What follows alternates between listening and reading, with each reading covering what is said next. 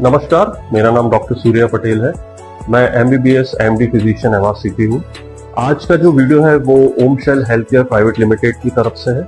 आज का जो टॉपिक है वो अल्कोहल और अल्कोहल रिलेटेड टॉक्सिसिटी के बारे में। जैसा कि आप जानते हैं कि अल्कोहल एक खतरनाक ड्रग और एक खतरनाक सब्सटेंस है जो कि आपकी बॉडी को इफेक्ट करता है।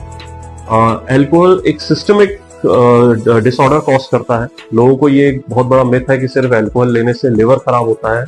मैं आप सबको बताना चाहता हूँ, लिवर एक just one of the organ है जो कि सबसे पहले डैमेज होता है। But there is so other organ जो कि अल्कोहल लेने से डैमेज होते हैं, जैसे कि हार्ट अगर आप अल्कोहल एक मात्रा से ज्यादा ले रहे हैं तो आपको हार्ट में अल्कोहल रिलेटेड कार्डियोमायोपैथी, मतलब हार्ट का साइज बड़ा हो जाता है। हार्ट की पंपिंग डिसऑर्डर होने के कारण पेशेंट को हार्ट फेल या फिर सडन कार्डियक अरेस्ट हो सकता है।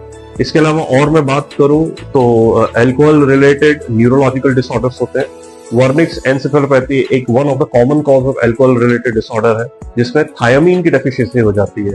जो लोग अल्कोहल का कंजप्शन डेली बेसिस पे करते हैं उसमें बहुत कॉमन है कि उनको thiamine, vitamin B12, folic acid की डेफिशिएंसी पाई जाती है। थायमीन की डेफिशिएंसी होने के कारण एक जो सिंड्रोम कॉज होता है that is Wernicke's encephalopathy.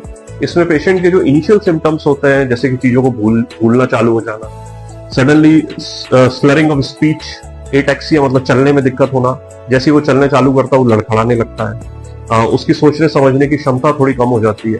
Even आंखों से दिखना, इवन निस्टैग्मस, आंखों की पुतली प्रॉपर तरीके से मूव ना करना, ये सारे कॉमन प्रेजेंटेशंस पाए जाते हैं वर्निक्स एन्सेफेलोपैथी में, जो कि अल्कोहल रिलेटेड डिसऑर्डर है।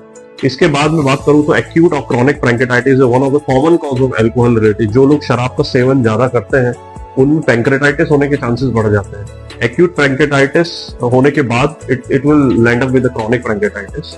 सो ये सारे common cause of alcohol disorder है। इसके बाद जैसे कि आप जानते हैं लिवर जैसे कि हम जब भी अल्कोहल जो कोई भी इंसान लेता है तो 20% ऑफ अल्कोहल स्टमक से एब्जॉर्ब होता है, 80% ऑफ जो अल्कोहल है वो इंटेस्टाइन से एब्जॉर्ब होता है, और ये दोनों के एब्जॉर्प्शन होने के बाद वो सबसे पहले लिवर के पास जाता है। लिवर उसको कोशिश करता है मेटाबोलाइज करने का, और इसी मेटाबोलाइज एक्सचेंज में लिवर में धीरे धीरे फैटी चेंजेस आने लगते हैं, और ये फैटी चेंजेस धीरे धीरे सिरोसिस में कन्वर्ट हो जाते हैं, जो कि नॉन रिवर्सिबल कंडीशन होती है।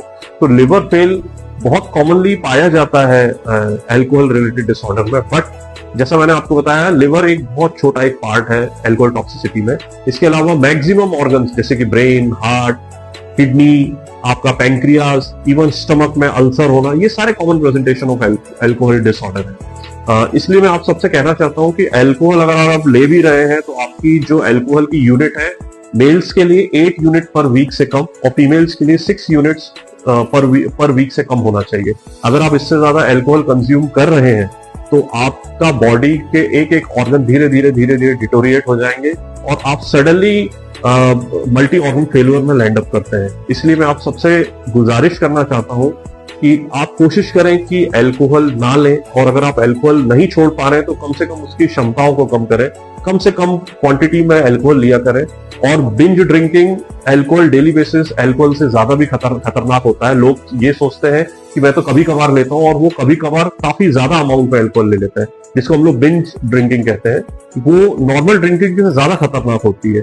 तो ये ना सोचे कि मैं तो कभी कभी ले रहा हूं, लेकिन कभी कभी लेते समय भी अगर आप एक अमाउंट से ज्यादा अल्कोहल कंज्यूम कर रहे हैं तो आपका लिवर, आपकी किडनी और आपके हार्ट बहुत जल्दी डैमेज हो सकते हैं। इसलिए बिल्कुल समझदार बने, अल्कोहल का कंजप्शन बिल्कुल लिमिटेड अमाउंट में करें, क्योंकि ये एक दवा है, ना कि जहर। नमस्कार।